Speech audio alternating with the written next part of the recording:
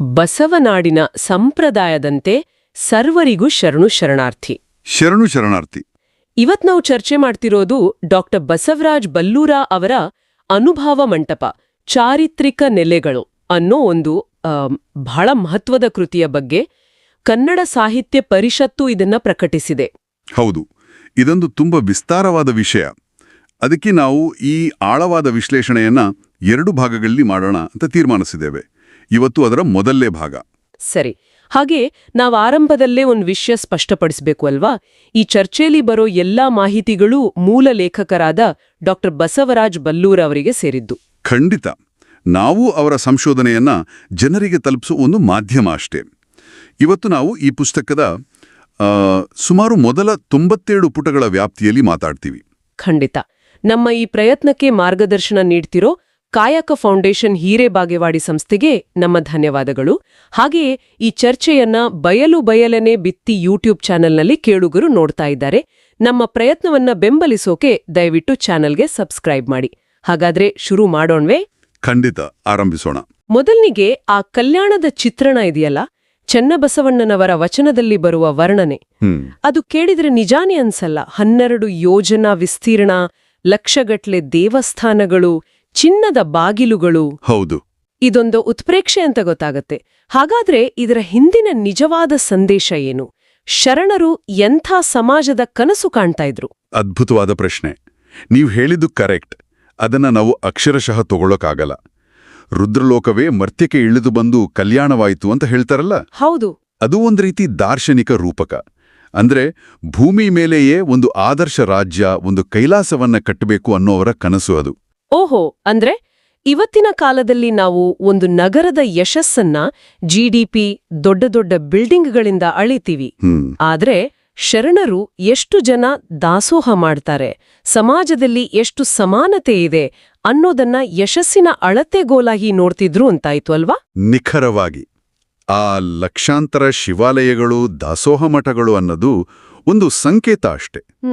ಪ್ರತಿಯೊಂದು ಮನೆನೂ ದೇವಸ್ಥಾನ, ಪ್ರತಿಯೊಬ್ಬ ವ್ಯಕ್ತಿಯು ದಾಸೋಹಿ ಅನ್ನೋದು ಅದರ ಅರ್ಥ. ಅವರ ಪ್ರಕಾರ ನಿಜವಾದ ಶ್ರೀಮಂತಿಕೆ ಅಂದ್ರೆ ವಜ್ರ ವೈಢೂರ್ಯಗಳಲ್ಲ. ಖಂಡಿತ ಅಲ್ಲ. ಬದಲಿಗೆ ಕಾಯಕ ಮತ್ತು ದಾಸೋಹದಲ್ಲಿ ಅರಳುವ ಮನುಷ್ಯತ್ವ. ಒಂದ್ ರೀತಿ ಅವರ ಸ್ಮಾರ್ಟ್ ಸಿಟಿ ಕಾನ್ಸೆಪ್ಟ್ ಆಧ್ಯಾತ್ಮಿಕವಾಗಿತ್ತು. ಈ ಆಧ್ಯಾತ್ಮಿಕ ಸ್ಮಾರ್ಟ್ ಸಿಟಿಯ ಕೇಂದ್ರ ಬಿಂದುವೇ ಅನುಭಾವ ಮಂಟಪ. ಅದರ ಮೂಲ ಪದ ಅನುಭಾವ. ಈ ಪದ ಅರ್ಥ ಮಾಡ್ಕೊಳ್ಳೋದು ಸ್ವಲ್ಪ ಕಷ್ಟ ಅನ್ಸುತ್ತೆ. ಪುಸ್ತಕ ಓದಿ ಬರೋ ಜ್ಞಾನಕ್ಕೂ ಅನುಭಾವಕ್ಕೂ ಏನ್ ವ್ಯತ್ಯಾಸ? ಅನುಭಾವ ಇದನ್ನು ಬಿಡಿಸಿದ್ರೆ ಅನು ಮತ್ತು ಭಾವ ಅಂತ ಸಿಗುತ್ತೆ. ಅನು ಅಂದ್ರೆ ಜೊತೆಯಲ್ಲಿ, ಭಾವ ಅಂದ್ರೆ ಇರುವಿಕೆ, ಅಂದ್ರೆ ಸತ್ಯದ ಜೊತೆ ನೇರವಾಗಿ ಬೆರೆಯುವುದು. ಉದಾಹರಣೆಗೆ ಹೇಗಂದ್ರೆ ಸಕ್ಕರೆ ಸಿಹಿ ಅಂತ ಪುಸ್ತಕದಲ್ಲಿ ಓದುದು ಜ್ಞಾನ, ಆದ್ರೆ ಅದನ್ನ ಬಾಯಿಗೆ ಹಾಕ್ಕೊಂಡು ಅದರ ರುಚಿ ನೋಡೋದಿದೆಯಲ್ಲ, ಅದೇ ಅನುಭವ. ಅದೇ ಅನುಭವ. ಇದು ನಮ್ಮ ಇಂದ್ರಿಯಗಳ ಮಿತಿಯನ್ನ ದಾಟಿದ ಒಂದು ನೇರವಾದ ಆಂತರಿಕ ಅನುಭೂತಿ. ಪಾಶ್ಚಾತ್ಯರು ಇದನ್ನ ಮಿಸ್ಟಿಸಿಸಂ ಅಂತ ಕರೀತಾರೆ. ಸರಿ, ಇಲ್ಲಿಂದ ಈ ಪುಸ್ತಕದ ಒಂದು ಬಹಳ ಕುತೂಹಲಕಾರಿ ಭಾಗ ಶುರುವಾಗುತ್ತೆ. ಲೇಖಕರು ಅನುಭವವನ್ನ ಆಧುನಿಕ ವಿಜ್ಞಾನಕ್ಕೆ ಹೋಲಿಸ್ತಾರೆ. ನೋಡೋಕೆ 2 ಬೇರೆ ಬೇರೆ ದಾರಿಗಳಲ್ವಾ? ಒಂದು ಒಳಮುಖ ಪ್ರಯಾಣ, ಇನ್ನೊಂದು ಹೊರಮುಖ. ಇದ್ರಲ್ಲಿ ಸಾಮ್ಯತೆ ಹೇಗೆ ಸಾಧ್ಯ? ಹೌದು, ನನಗೂ ಅದನ್ನ ಓದಿದಾಗ ಮೊದಲು ಆಶ್ಚರ್ಯ ಆಯಿತು. ವಿಜ್ಞಾನ ಅಂದ್ರೆ ಲ್ಯಾಬ್, ಪ್ರಯೋಗ, ವಸ್ತುನಿಷ್ಠತೆ ಅಂತ ಅನ್ಕೊಂಡಿದ್ವಿ. ಆದರೆ ಲೇಖಕರು ಇದನ್ನ ಬಹಳ ಚೆನ್ನಾಗಿ ಜೋಡಿಸಿದ್ದಾರೆ. 2 ಮೂಲಭೂತವಾಗಿ ಸತ್ಯಾನ್ವೇಷಣೆಯ ಮಾರ್ಗಗಳೇ. ಮೊದಲ ಸಾಮ್ಯತೆ ಅಂದ್ರೆ 2 ಪ್ರಯೋಗವನ್ನೇ ಆಧರಿಸಿವೆ. ವಿಜ್ಞಾನಿ ಹೊರಗಿನ ಜಗತ್ತಿನಲ್ಲಿ ಪ್ರಯೋಗ ಮಾಡಿದ್ರೆ, ಅನುಭಾವಿ ತನ್ನ ಅಂತರಂಗವನ್ನೇ ಪ್ರಯೋಗಾಲಯ ಮಾಡ್ಕೊಳ್ತಾನೆ. ಸರಿ. 2ನೇ ಸಾಮ್ಯತೆ ಬಹುಶಃ ಇನ್ನಷ್ಟು ಸ್ಪಷ್ಟವಾಗಿದೆ ಅನ್ಸುತ್ತೆ. 2 ಹಳೆಯ ಕುರುಡು ನಂಬಿಕೆಗಳನ್ನ ಪ್ರಶ್ನಿಸ್ತವೆ. ಗೆಲೀಲಿಯೋ ಭೂಮಿಯ ಸುತ್ತ ಸೂರ್ಯ ಸುತ್ತುತ್ತೆ ಅಂದಾಗ ಇಡೀ ಧಾರ್ಮಿಕ ವ್ಯವಸ್ಥೆ ಅವನ ವಿರುದ್ಧ ನಿಂತಿತ್ತು. ಹೌದು, ಆದ್ರೆ ಅವನು ತನ್ನ ಪ್ರಯೋಗದಿಂದ ಸತ್ಯವನ್ನ ಪ್ರತಿಪಾದಿಸ್ತ. ಶರಣರು ಮಾಡಿದ್ದು ಇದನ್ನೇ ತಾನೆ. ಶರಣಗಳು ಯಜ್ಞಯಾಗದ ಹೆಸರಲ್ಲಿ ನಡೆತಿದ್ದ ಹಿಂಸೆ, ಜಾತಿ ಪದ್ಧತಿ, ಇವೆಲ್ಲವನ್ನೂ ಶರಣರು ತಮ್ಮ ಅನುಭವದ ಬೆಳಕಲ್ಲಿ ಪ್ರಶ್ನೆ ಮಾಡಿದ್ರು. ವೇದವೆಂಬುದು ಓದಿನ ಮಾತು ಅಂತ ಹೇಳಿ ಸ್ವಂತ ಅನುಭವಕ್ಕೆ ಬೆಲೆ ಕೊಡಿ ಅಂದ್ರು. ಇಲ್ಲೊಂದು ಪ್ರಶ್ನೆ ಬರುತ್ತೆ. ವಿಜ್ಞಾನದ ಪ್ರಯೋಗಗಳನ್ನ ಯಾರು ಬೇಕಾದ್ರೂ ಮತ್ತೆ ಮಾಡಿ ಅದರ ಸತ್ಯಾಸತ್ಯತೆ ಪರೀಕ್ಷೆ ಮಾಡ್ಬೋದು. ಆದ್ರೆ ಅನುಭವ ಅನ್ನೋದು ತುಂಬಾ ವೈಯಕ್ತಿಕ ಅಲ್ವಾ? ಒಬ್ರಿಗಾದ ಅನುಭವ ಇನ್ನೊಬ್ರಿಗೆ ಆಗ್ಲೇಬೇಕು ಅಂತೇನಾದ್ರೂ ಇದೆಯಾ? ಒಳ್ಳೆ ಪ್ರಶ್ನೆ. ಹೌದು, ಅನುಭವ ಅನ್ನೋದು ವೈಯಕ್ತಿಕನೇ. ಆದರೆ ಆ ಅನುಭವ ಪಡೆಯೋಕೆ ಬೇಕಾದ ವಿಧಾನ ಅಂದ್ರೆ ಮೆಥಡಾಲಜಿ ಇದೆಯಲ್ಲ, ಅದು ಸಾರ್ವತ್ರಿಕ. ಓ ಹಾಗಾ? ಶರಣರ ಷಟ್ಸ್ಥಲ ಮಾರ್ಗ ಆಗಿರ್ಬೋದು ಅಥವಾ ಪತಂಜಲಿಯ ಅಷ್ಟಾಂಗ ಯೋಗ ಆಗಿರ್ಬೋದು, ಅವೆಲ್ಲವೂ ಒಂದು ನಿರ್ದಿಷ್ಟವಾದ ದಾರಿ. ಆ ದಾರಿಯಲ್ಲಿ ಸರಿಯಾಗಿ ನಡೆದ್ರೆ ಯಾರು ಬೇಕಾದರೂ ಆ ಗುರಿ ತಲುಪಬಹುದು ಅನ್ನೋದು ಅವರ ನಂಬಿಕೆ. ಹಾಗಾಗಿ ಅನುಭವ ಅನ್ನೋದು ಒಂದು ರೀತಿ ಆಂತರಿಕ ವಿಜ್ಞಾನ. ಈ ಚರ್ಚೆ ಇದೇ ರೀತಿ ಆಳವಾಗಿ ಮುಂದುವರಿಯುತ್ತೆ. ಕೇಳುಗರಲ್ಲಿ ಒಂದು ಸಣ್ಣ ಮನವಿ: ನಮ್ಮ ಈ ಪ್ರಯತ್ನ ಮೌಲ್ಯಯುತವ ಅಂತ ಅನ್ಸಿದ್ರೆ ದಯವಿಟ್ಟು ಬಯಲನೆ ಬಿತ್ತಿ ಯೂಟ್ಯೂಬ್ ಚಾನಲ್ಗೆ ಸಬ್ಸ್ಕ್ರೈಬ್ ಮಾಡಿ ನಮ್ಮನ್ನ ಬೆಂಬಲಿಸಿ. ಇದು ನಮಗೆ ಇನ್ನಷ್ಟು ಕೆಲಸ ಮಾಡೋಕೆ ದೊಡ್ಡ ಪ್ರೇರಣೆ. ಸರಿ, ಚರ್ಚೆ ಮುಂದುವರಿಸೋಣ. ಈ ಆಂತರಿಕ ವಿಜ್ಞಾನ ಅನ್ನೋ ಪರಿಕಲ್ಪನೆ ಇದೆಯಲ್ಲ, ಇದು 12ನೇ ಶತಮಾನದಲ್ಲಿ ದಿಢೀರಂತ ಹುಟ್ಟಿದ್ದಲ್ಲ. ಇದರ ಬೇರುಗಳು ಸಾವಿರಾರು ವರ್ಷ ಹಳೆಯವು. ಹೌದು, ಪುಸ್ತಕದಲ್ಲಿ ಆ ಪಯಣವನ್ನ ತುಂಬಾ ಚೆನ್ನಾಗಿ ಕಟ್ಕೊಟ್ಟಿದ್ದಾರೆ. ವೇದಗಳ ಕಾಲದಿಂದ ಶರಣರ ಕಾಲದವರೆಗೂ ಈ ಚಿಂತನೆ ಹೇಗೆ ಬದಲಾಯಿತು ಅಂತ ನೋಡೋಣ. ವೇದಗಳ ಕಾಲದಲ್ಲಿ ಹೇಗಿತ್ತು? ವೇದಗಳ ಕಾಲದ ಚಿಂತನೆ ಹೆಚ್ಚಾಗಿ ಹೊರಮುಖವಾಗಿತ್ತು. ಅಂದ್ರೆ ಅವರ ಗಮನ ಇದ್ದಿದ್ದು ಇಹಲೋಕದ ಸುಖಗಳ ಕಡೆ. ಒಳ್ಳೆ ಮಳೆ, ಬೆಳೆ, ಆರೋಗ್ಯ, ಸಂಪತ್ತು ಇವೆಲ್ಲ ಸಿಗ್ಲಿ ಅಂತ ಯಜ್ಞಯಾಗಗಳ ಮೂಲಕ ದೇವತೆಗಳನ್ನ ತೃಪ್ತಿಪಡಿಸ್ತಾ ಇದ್ರು. ಅನಂದ್ರೆ ಒಂದು ರೀತಿ ದೇವತೆಗಳ ಜೊತೆ ವ್ಯವಹಾರದ ತರ. ನಾನು ನಿನ್ಗೆ ಹವಿಸ್ಕೊಡ್ತೀನಿ, ನೀನು ನನಗೆ ಸಂಪತ್ತು ಕೊಡು ಅನ್ನೋ ಹಾಗೆ. ಆತ್ಮಶೋಧನೆಗೆ ಅಲ್ಲಿ ಅಷ್ಟೊಂದು ಮಹತ್ವ ಇರಲಿಲ್ಲ. ಸರಿ, ಅರೆ ನಂತರದ ಕಾಲ ಅಂದ್ರೆ ಉಪನಿಷತ್ತುಗಳ ಕಾಲದಲ್ಲಿ ಒಂದು ದೊಡ್ಡ ಕ್ರಾಂತಿನೇ ಆಯಿತು. ಚಿಂತನೆಯ ದಿಕ್ಕು ಒಳಗಿನಿಂದ ಸಂಪೂರ್ಣವಾಗಿ ಒಳಗಡೆ ತಿರುಗಿತು. ಹೊರಗಿನ ದೇವತೆಗಳ ಬದಲು ನಮ್ಮೊಳಗೇಲೋ ಆತ್ಮವನ್ನ ಅರಿಯೋದು ಮುಖ್ಯ ಅನ್ನೋ ಚಿಂತನೆ ಶುರುವಾಯಿತು. ಅಹಂ ಬ್ರಹ್ಮಾಸ್ಮಿ, ತತ್ವಮಸಿ ಅನ್ನೋ ಮಾತುಗಳು ಹುಟ್ಟಿದ್ದು ಆಗಲೇ ಅಲ್ವಾ? ಹೌದು. ಉಪನಿಷತ್ನಲ್ಲಿ ಬರುವ ಜಾಗೃತ, ಸ್ವಪ್ನ, ಸುಷುಪ್ತಿ ಅವಸ್ಥೆಗಳ ವಿಶ್ಲೇಷಣೆ ಇದೆಯಲ್ಲ, ಅದು ಬಹಳ ಆಳವಾಗಿದೆ. ಎಚ್ಚರದ ಸ್ಥಿತಿ, ಕನಸಿನ ಸ್ಥಿತಿ, ಗಾಢನಿದ್ರೆ, ಈ ಮೂರರಲ್ಲೂ ನಾನು ಬದಲಾಗ್ತಾನೆ ಇರ್ತಾನೆ. ಆದರೆ ಈ ಮೂರನ್ನು ನೋಡ್ತಾ ಇರೋ ಆ ಸಾಕ್ಷಿ ಚೈತನ್ಯ ಯಾವುದು? ಅದೇ ಆತ್ಮ ಅಂತಾರೆ. ಹೌದು, ಇದು ಅನುಭವದ ಚಿಂತನೆಗೆ ಒಂದು ಗಟ್ಟಿಯಾದ ತಳಪಾಯ ಹಾಕ್ಕೊಡ್ತು. ಆಮೇಲೆ ಬರೋದು ಭಗವದ್ಗೀತೆ. ಲೇಖಕರು ಇದನ್ನ ಅನುಭವದ ಪ್ರಾಯೋಗಿಕ ರೂಪ ಅಂತಾರೆ. ಯುದ್ಧ ಭೂಮಿಯಲ್ಲಿ ಅರ್ಜುನ ಕುಸಿದು ಬಿದ್ದಾಗ ಕೃಷ್ಣ ಕೊಟ್ಟ ಉಪದೇಶ ಕೇವಲ ತತ್ವಜ್ಞಾನ ಆಗಿರಲಿಲ್ಲ. ಅದು ಒಂದು ರೀತಿ ಲೈಫ್ ಕೌನ್ಸೆಲಿಂಗ್ ಇದ್ದ ಹಾಗೆ. ಜ್ಞಾನವನ್ನ ಕಷ್ಟದ ಸಮಯದಲ್ಲಿ ಹೇಗೆ ಬಳಸಬೇಕು ಅಂತ ತೋರಿಸಿದ್ದು ಗೀತೆಯ ವಿಶೇಷತೆ. ಕರ್ಮಯೋಗದ ತತ್ವ ಇದೆಯಲ್ಲ, ಅದೇ ಒಂದು ಪ್ರಾಯೋಗಿಕ ಅನುಭವ.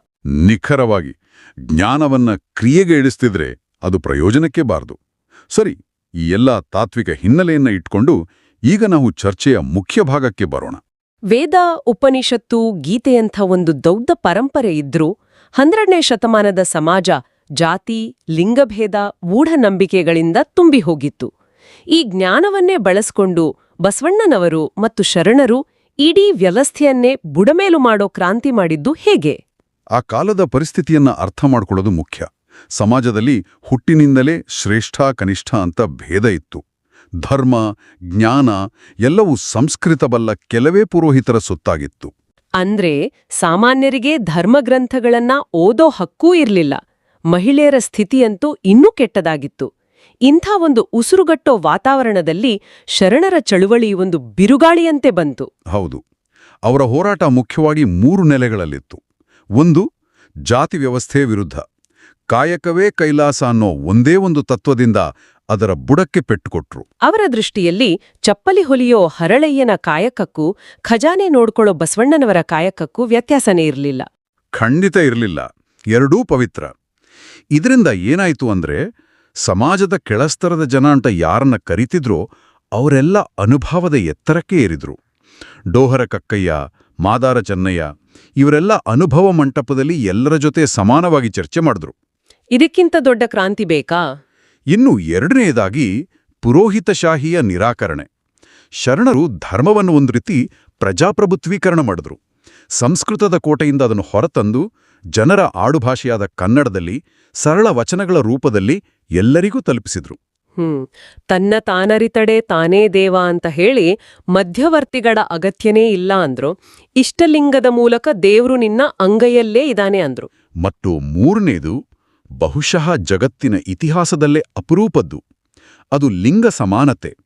ಅಕ್ಕಮಹಾದೇವಿ, ಆಯ್ದಕ್ಕಿಲಕ್ಕಮ್ಮ, ಸೂಳೆ ಸಂಕವೆ ಅಂತ ನೂರಾರು ಶರಣೆಯರು. ಪುರುಷರಿಗೆ ಸರಿಸಮಾನವಾಗಿ ಅನುಭವ ಮಂಟಪದಲ್ಲಿ ಭಾಗವಹಿಸಿದ್ರು, ವಚನಗಳನ್ನ ರಚಿಸಿದ್ರು, ಸಕಲ ಕಟ್ಟಳೆಗಳನ್ನ ಮುರಿದು ನಿನಗಂಜುವಳಲ್ಲವಯ್ಯ ಚನ್ನಮಲ್ಲಿಕಾರ್ಜುನ ಅಂತ ಜಗತ್ತಿಗೆ ಸವಾಲು ಹಾಕಿದ ಅಕ್ಕಮಹಾದೇವಿ ಅಂದಿನ ಕಾಲಕ್ಕೆ ಒಂದು ಕಲ್ಪನಾತೀತ ಕ್ರಾಂತಿ.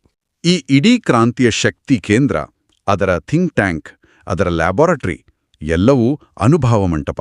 ಹೌದು, ಅದನ್ನ ಜಗತ್ತಿನ ಮೊದಲ ಆಧ್ಯಾತ್ಮಿಕ ಸಂಸತ್ತು ಅಂತ ಕರೀತಾರೆ. ಆದ್ರೆ ಅದರ ಐತಿಹಾಸಿಕ ಅಸ್ತಿತ್ವದ ಬಗ್ಗೆ ಕೆಲವರಿಗೆ ಸಂಶಯ ಇದೆಯಲ್ಲ. ಕಪಟರಾಳ ಕೃಷ್ಣರಾಯರ ಥರದವರು ಇದು ಕೇವಲ ಕಲ್ಪನೆ ಅಂತ ವಾದಿಸಿದ್ದಾರಲ್ವಾ? ಆ ವಾದಗಳು ಇವೆ, ನಿಜ. ಆದರೆ ಬಲ್ಲೂರವರು ತಮ್ಮ ಪುಸ್ತಕದಲ್ಲಿ ಅದಕ್ಕೆ ಬಲವಾದ ಆಂತರಿಕ ಸಾಕ್ಷ್ಯಗಳನ್ನು ಕೊಡ್ತಾರೆ. ನೀಲಲೋಚನೆ, ಸಿದ್ಧರಾಮರ ವಚನಗಳಲ್ಲಿ ಅದರ ಉಲ್ಲೇಖ ಇದೆ. ಮುಖ್ಯವಾಗಿ ಶೂನ್ಯ ಸಂಪಾದನೆ ಗ್ರಂಥದಲ್ಲಿ ಅನುಭವ ಮಂಟಪದಲ್ಲಿ ನಡೆದ ಸಂವಾದಗಳೇ ದಾಖಲಾಗಿವೆ. ಓ, ಹಾಗಾದ್ರೆ ಅದು ಕೇವಲ ಕಲ್ಪನೆ ಆಗಿನೋಕೆ ಸಾಧ್ಯ ಇಲ್ಲ? ಸಾಧ್ಯ ಇಲ್ಲ. ಅದು ನಡೆದ ಒಂದು ಐತಿಹಾಸಿಕ ಸತ್ಯ. ಹಾಗಾದ್ರೆ ಇವತ್ತಿನ ಚರ್ಚೆಯನ್ನ ಒಮ್ಮೆ ಒಟ್ಟಾರೆಯಾಗಿ ನೋಡೋದಾದ್ರೆ, ನಾವು ಕಲ್ಯಾಣವನ್ನ ಒಂದು ಆದರ್ಶ ಸಮಾಜದ ರೂಪಕವಾಗಿ ನೋಡಿದ್ವಿ. ಅನುಭಾವವನ್ನ ಸತ್ಯಾನ್ವೇಷಣೆಯ ಒಂದು ಆಂತರಿಕ ವೈಜ್ಞಾನಿಕ ಮಾರ್ಗ ಅಂತ ಅರ್ಥ ಮಾಡ್ಕೊಂಡ್ವಿ. ಮತ್ತು ಈ ತತ್ವಗಳ ಆಧಾರದ ಮೇಲೆ ಜಾತಿ ಲಿಂಗಭೇದವಿಲ್ಲದ ಒಂದು ಸಮಾನ ಸಮಾಜ ಕಟ್ಟೋಕೆ ನಡೆದ ಐತಿಹಾಸಿಕ ಪ್ರಯೋಗವೇ ಅನುಭವ ಮಂಟಪ ಅಂತ ಗುರುತಿಸಿದ್ವಿ. ಹೌದು, ಇದು ಈ ಕೃತಿಯ ಮೊದಲ ಭಾಗದ ಒಂದು ನೋಟವಷ್ಟೇ. ಇನ್ನೂ ಬಹಳಷ್ಟು ವಿಷಯಗಳಿವೆ.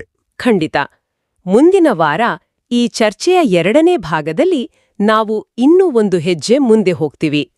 ಅನುಭವ ಮಂಟಪವನ್ನ ಜಗತ್ತಿನ ಬೇರೆ ದಾರ್ಶನಿಕ ಪರಂಪರೆಗಳಾದ ಬೌದ್ಧರ ಸಂಘ, ಜೈನರ ಸಮವಸರಣ ಮತ್ತು ಗ್ರೀಕ್ ತತ್ವಜ್ಞಾನಿಗಳ ಅಕಾಡೆಮಿ ಜೊತೆ ಹೋಲಿಸಿ ನೋಡಲಿದ್ದೇವೆ. ಅದೊಂದು ಬಹಳ ಕುತೂಹಲಕಾರಿ ಚರ್ಚೆ ಆಗಲಿದೆ. ಖಂಡಿತ. ಇವತ್ತಿನ ಚರ್ಚೆಯನ್ನ ಒಂದು ಚಿಂತನೆಯೊಂದಿಗೆ ಮುಗಿಸೋಣ. 12ನೇ ಶತಮಾನದಲ್ಲಿ ಶರಣರು ಕಾಯಕ ಮತ್ತು ದಾಸೋಹ ತತ್ವಗಳ ಮೂಲಕ ಸಂಪತ್ತಿನ ಸಂಗ್ರಹವನ್ನ ವಿರೋಧಿಸಿ ಸಮಾನ ಹಂಚಿಕೆಯನ್ನ ಪ್ರತಿಪಾದಿಸಿದ್ರು.